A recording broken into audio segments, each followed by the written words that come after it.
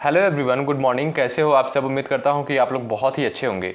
दोस्तों, आज की इस क्लास के माध्यम से प्राचीन इतिहास के कुछ इंपॉर्टेंट क्वेश्चंस को डिस्कस करने वाले हैं। जैसा कि आप सभी को पता होगा, यूपी ट्रिपल एससी पेट के सिलेबस में इतिहास का खंड दिया गया है। तो आप लोग इस क्लास को पूरा फॉलो करें क्योंकि हमने सारे क्वेश्चन को इंपॉर्टेंट कवर किए हैं। ठीक है, पहला क्वेश्चन आपकी स्क्रीन पर है। आंसर करते हुए आप लोग चलेंगे, लास्ट में अपना नाम स्कोर जरूर बताएंगे कितने प्रश्नों को आप लोगों ने बिल्कुल करेक्ट किया है। आर्य शब्द का शाब्दिक अर्थ पूछा है। चलिए फटाफट आप लोग आंसर करें, आर्य शब्द का शाब्दिक अर्थ क्या होता है। चलिए भाई, श्रेष्ठ या कुलीन यानी ऑप्शन बी बिल्कुल राइट आंसर हो जाएगा जिन्होंने ऑप्शन बी विकल्प चुना है, यानी श्रेष्ठ या कुलीन होता है आर्य शब्द का शाब्दिक अर्थ। चलिए अगला क्वेश्चन देखिएगा, प्रारंभिक आर्यों के बारे में निम्न कथनों में से कौन सा सही नहीं है। चलिए स्टेटमेंट को फटाफट आप लोग रीड करें और फटाफट आंसर करते हुए चलें। प्रारंभिक आर्यों में के बारे में निम्न कथनों में से कौन सा सही नहीं है। वे संस्कृत बोलने वाले थे, बिल्कुल करेक्ट होगा, वे संस्कृत ही बोलते थे। वे घुड़सवारी किया करते थे, ये भी ऑप्शन आपका राइट होगा। वे कई झुंडों में भारत पहुंचे, जी हाँ बिल्कुल करेक्ट होगा आपका ऑप्शन सी भी। वे मुख्यतः नगरों में निवास करते थे, इनकरेक्ट होगा, यानी ऑप्शन डी आपका गलत है। ठीक है, ये चलिए अगला क्वेश्चन देखिएगा, इनमें से किस फसल का ज्ञान वैदिक काल के लोगों को नहीं था। जौ, गेहूं, चावल, तंबाकू। आंसर करिएगा आप लोग। तंबाकू यानी ऑप्शन डी आपका बिल्कुल राइट आंसर हो जाएगा, ऑप्शन डी वाले बिल्कुल करेक्ट हो जाएंगे। आइए, वैदिक गणित का महत्वपूर्ण अंग है। चलिए वैदिक गणित का महत्वपूर्ण अंग है, आंसर करिएगा दोस्तों आप लोग। वैदिक गणित का महत्वपूर्ण अंग है। चलिए शुल्ब सूत्र यानी ऑप्शन सी आपका बिल्कुल राइट आंसर हो जाएगा, ऑप्शन सी आपका बिल्कुल करेक्ट आंसर हो जाएगा। आइए चलिए नेक्स्ट क्वेश्चन देखिएगा, किस वेद में प्राचीन वैदिक युग की संस्कृति के बारे में सूचना दी गई है। किस वेद में प्राचीन वैदिक युग की संस्कृति के बारे में सूचना दी गई है। आइए आंसर करते हुए चले आप लोग। ऋग्वेद यानी ऑप्शन ए आपका बिल्कुल सही जवाब हो जाएगा, ऑप्शन ए वाले भाई बिल्कुल राइट हो जाएंगे। चलिए भाई अगला क्वेश्चन देखिएगा, वेदों की संख्या कितनी है। ऋग्वेद, यजुर्वेद, सामवेद, अथर्ववेद, यानी 4, ऑप्शन सी आपका बिल्कुल करेक्ट आंसर हो जाएगा। आइए कौन से 3 वेद संयुक्त रूप से त्रयी या वेद त्रयी कहलाते हैं। चलिए आंसर करें आप लोग। चलिए भाई, ऋग्वेद, यजुर्वेद, सामवेद, यानी ऑप्शन ए आपका बिल्कुल राइट आंसर हो जाएगा। ऋग्वेद, यजुर्वेद और सामवेद वेदत्रयी कहलाते हैं। ठीक है, आइए चलिए, भारत के राज्य चिन्ह में प्रयुक्त होने वाले सत्यमेव जयते किस उपनिषद से लिया गया है। मुंडकोपनिषद से, यानी ऑप्शन ए आपका बिल्कुल राइट आंसर हो जाएगा, ऑप्शन ए वाले बिल्कुल करेक्ट हो जाएंगे। ऋग्वैदिक आर्यों का मुख्य व्यवसाय क्या था। ऋग्वैदिक आर्यों का मुख्य व्यवसाय क्या था। चलिए भाई, पशुपालन, यानी ऑप्शन बी बिल्कुल राइट आंसर हो जाएगा, ऑप्शन बी वाले बिल्कुल करेक्ट हो जाएंगे, पशुपालन। ठीक है, भारतीय संगीत का आदि ग्रंथ कहा जाता है। साथियों क्लास को लाइक करते हुए चले, भारतीय संगीत का आदि ग्रंथ कहा जाता है। चलिएगा आंसर करिएगा। सामवेद यानी ऑप्शन डी बिल्कुल राइट आंसर हो जाएगा, ऑप्शन डी वाले बिल्कुल करेक्ट होंगे। प्रथम विधि निर्माता कौन है। चलिए प्रथम विधि निर्माता कौन है, फटाफट आंसर करें।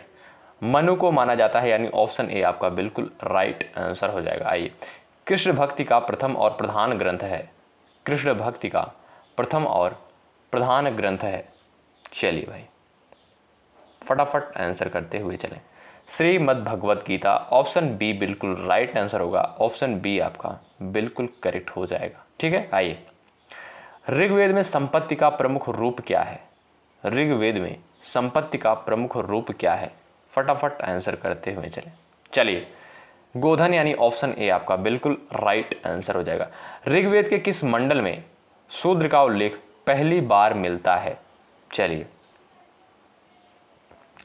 10वें मंडल में, यानी ऑप्शन डी वाले बिल्कुल राइट होंगे, ऑप्शन डी आपका बिल्कुल सही जवाब हो जाएगा। पुराणों की संख्या कितनी है, बताइए भाई, पुराणों की संख्या कितनी है, फटाफट आंसर करते हुए चलें।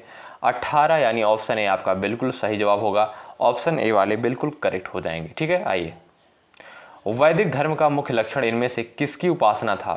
वैदिक धर्म का मुख्य लक्षण इनमें से किसकी उपासना था? चलिए, प्रकृति का यानी ऑप्शन ए आपका बिल्कुल राइट आंसर हो जाएगा। ऑप्शन ए वाले बिल्कुल करेक्ट हो जाएंगे। किस देवता के लिए ऋग्वेद में पुरंदर शब्द का प्रयोग किया गया है? चलिए भाई, किस देवता के लिए ऋग्वेद में पुरंदर शब्द का प्रयोग किया गया है? फटाफट आप लोग आंसर करते हुए चलेंगे। चलिए, इंद्र यानी ऑप्शन ए आपका बिल्कुल राइट आंसर हो जाएगा। ऑप्शन ए आपका बिल्कुल सही जवाब हो जाएगा। ठीक है, आइए, शुल्ब सूत्र किस विषय से संबंधित है? शुल्ब सूत्र किस विषय से संबंधित है?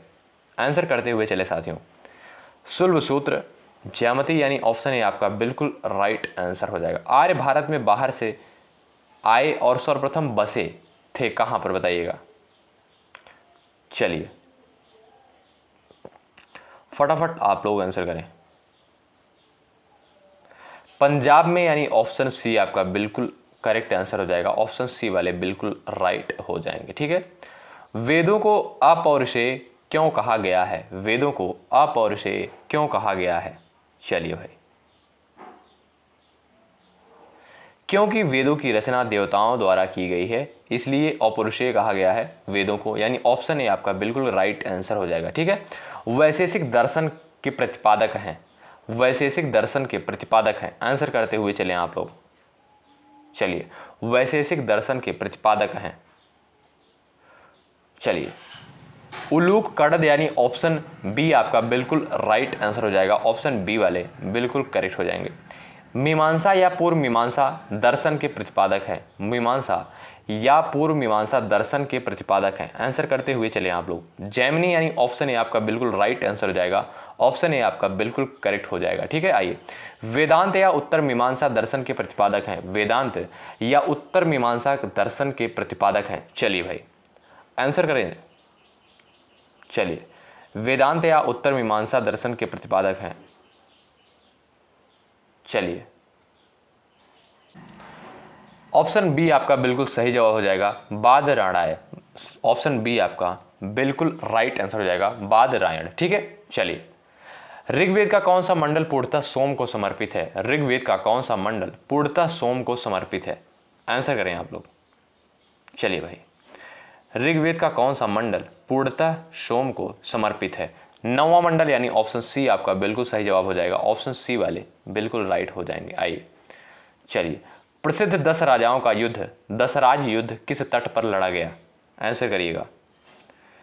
दशराज युद्ध किस तट पर लड़ा गया?